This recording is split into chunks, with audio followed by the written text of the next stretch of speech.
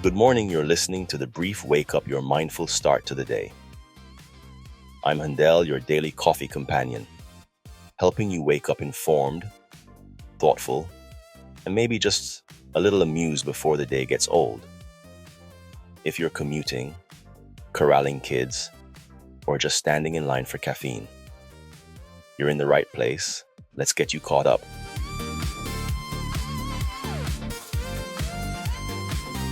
In health, let's talk about saunas, because they've become a major fixture in the modern wellness world. From luxury gyms to backyard barrel saunas, the claims are everywhere.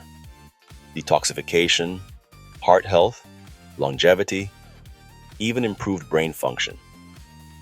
So what does the science actually say? First, the strongest evidence relates to cardiovascular health.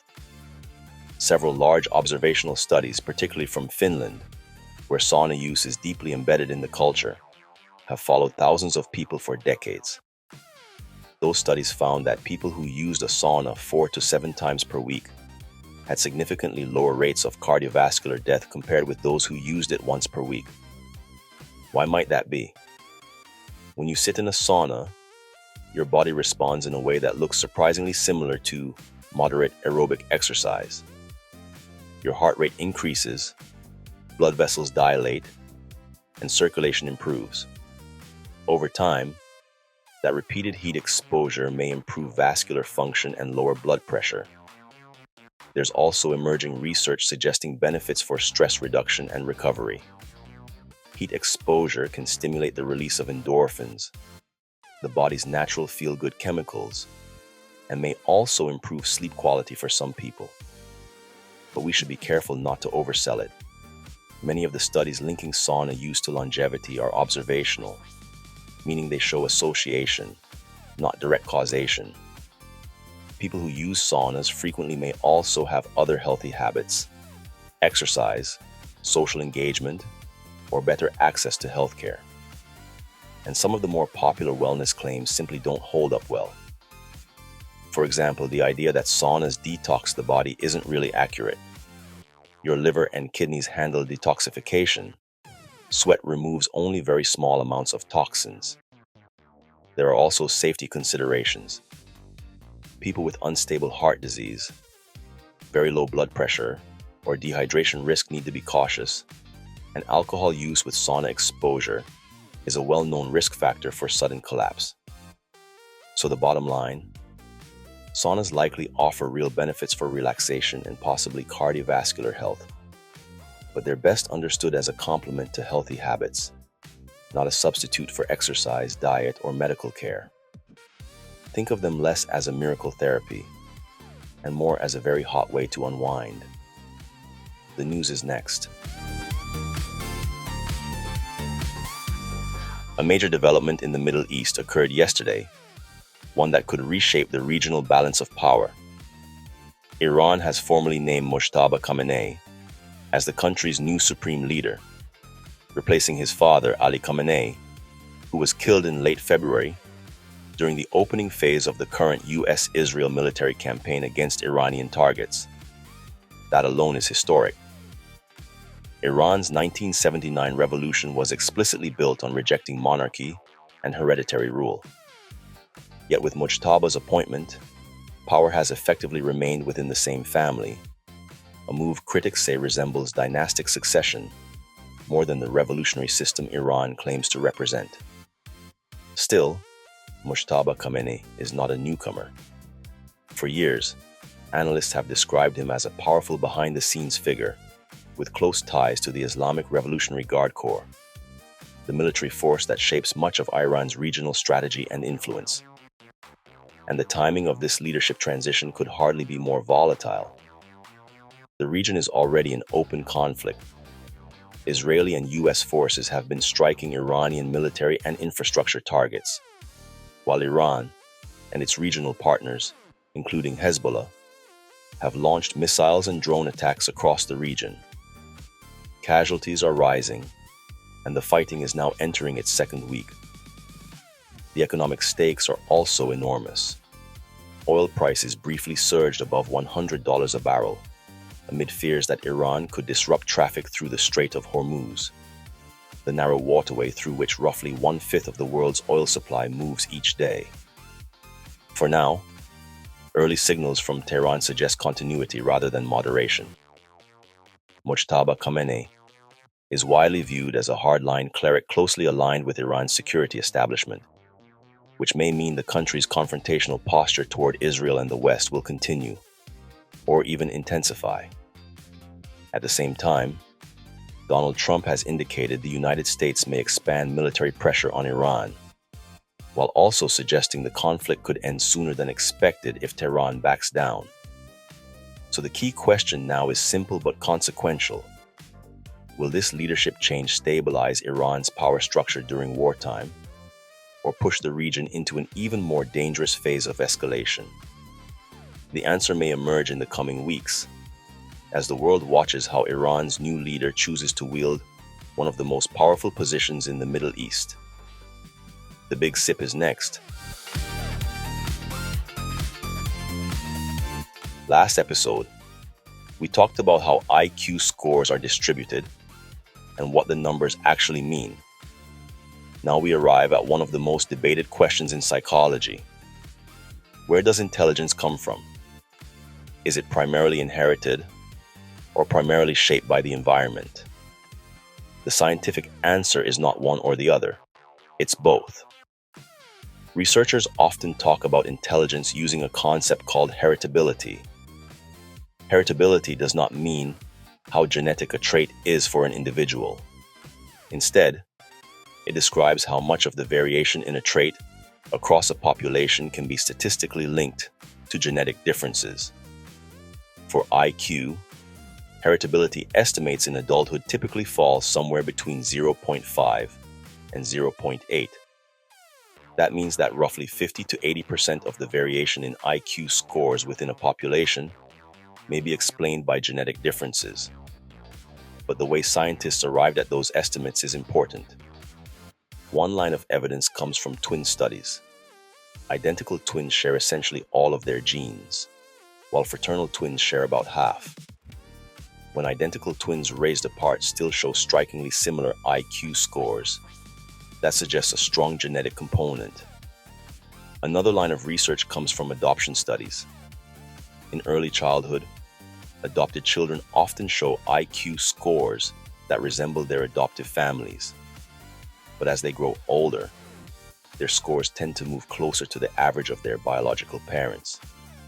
Taken together, those findings point to a meaningful genetic influence on cognitive ability. But genetics is only part of the story.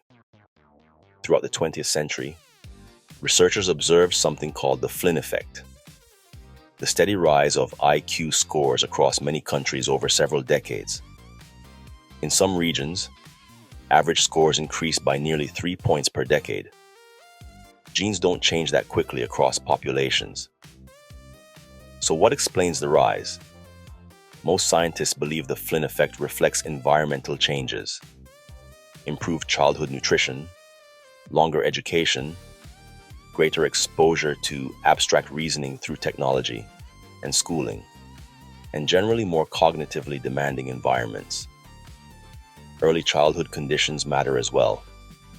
Severe malnutrition, chronic stress, lead exposure, and poor educational access can all negatively affect cognitive development. On the other hand, enriched environments, strong early education, and stable caregiving can support cognitive growth.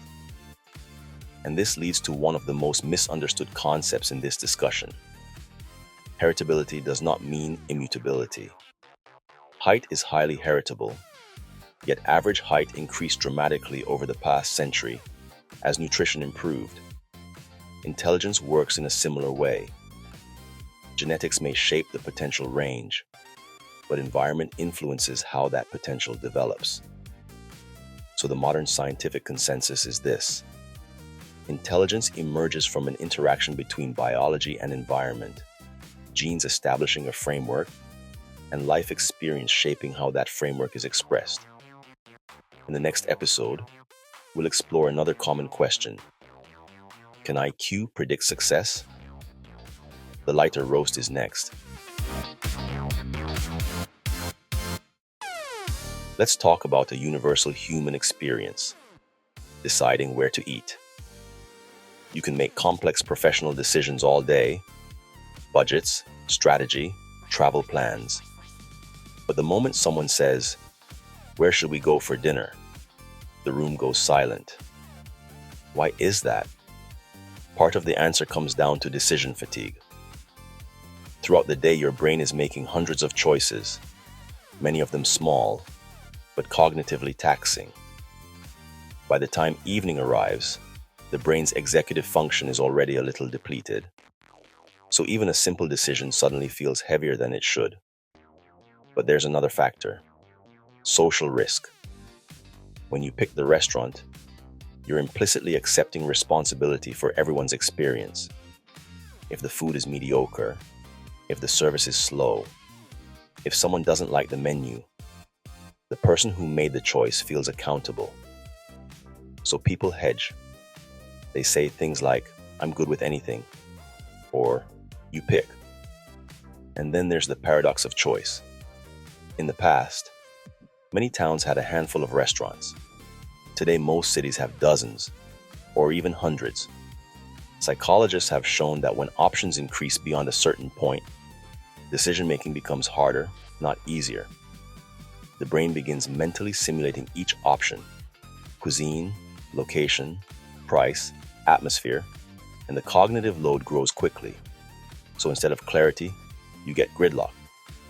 Add one more ingredient: group dynamics. In a group, everyone has slightly different preferences. Someone wants sushi, someone wants something light, someone else wants a burger. Because people often try to be polite and avoid imposing their preference, they default to vague neutrality.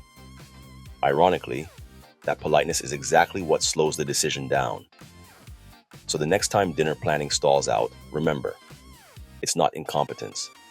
It's decision fatigue, social psychology, and too many options all colliding over one simple question: where should we eat? Sometimes the most efficient solution is the simplest one. Someone just declares a place, and everyone agrees to go. Our commemoration is next.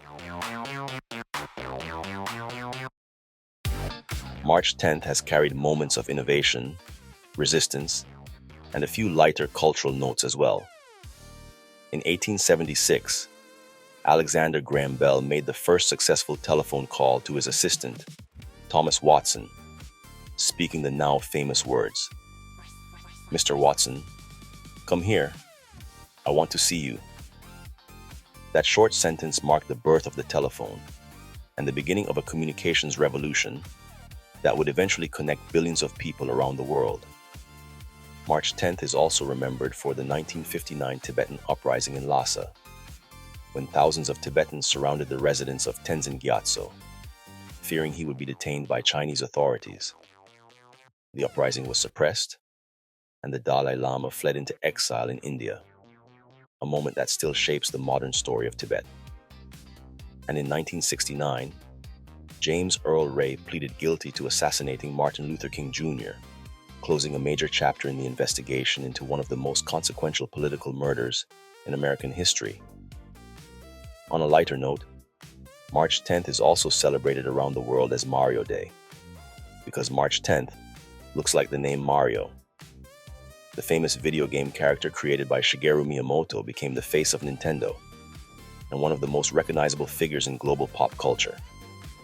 So March 10th reminds us that history can hold many things at once: breakthroughs that change how we speak to one another, struggles that shape nations, and sometimes a little bit of joy jumping across our screens.